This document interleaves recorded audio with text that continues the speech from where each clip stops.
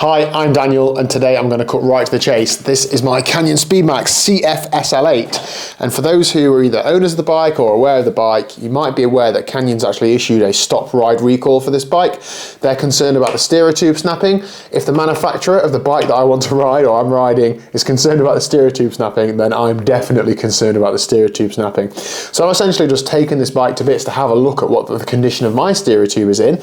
I've never actually ridden this bike, but it is second hand, so it has been ridden with an unknown amount of mileage. It's in good condition, but you never really know when you buy second hand, do you? So I thought I'd just take it to bits, have a look at it, and show you what damage, if there is any, is there. And there is a bit, to be honest. So I'll put that back in just for the building effect. I'm going to show you exactly what it is. So let me take this stem off. But this is key. I'll come back to this in a minute. I'll just take this off. By the way, I am not a mechanic. Canyon's official advice is to take this to a professional mechanic to assess the steerer tube.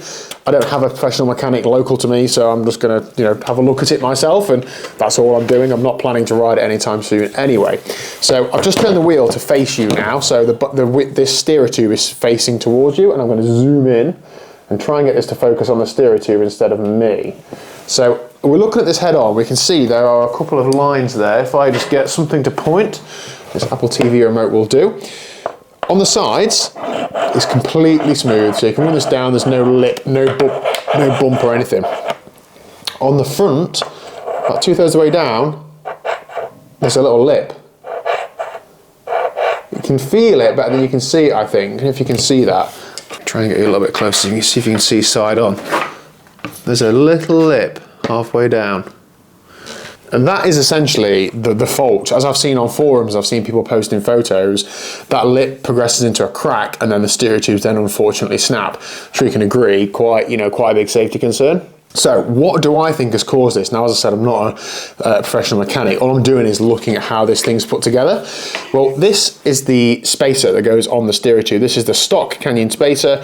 I don't think you have to run this one. I think you could run a smaller one, and not everybody will run this. Some will run more spacers on top of it. So that basically sits in the stem, and the diameter of that is, I would assume, to the eye, it looks the same as the stem diameter. Obviously, the stem clamps together though, and this does not. So I'm going to put this back on first, just so we can see. But if you can see that, the line on the steerer tube exactly lines up with the indentation on the front of the steerer.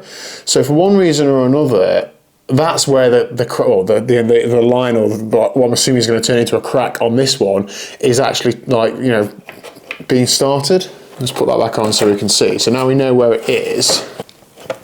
So it is essentially there, which is exactly where you don't want things to snap.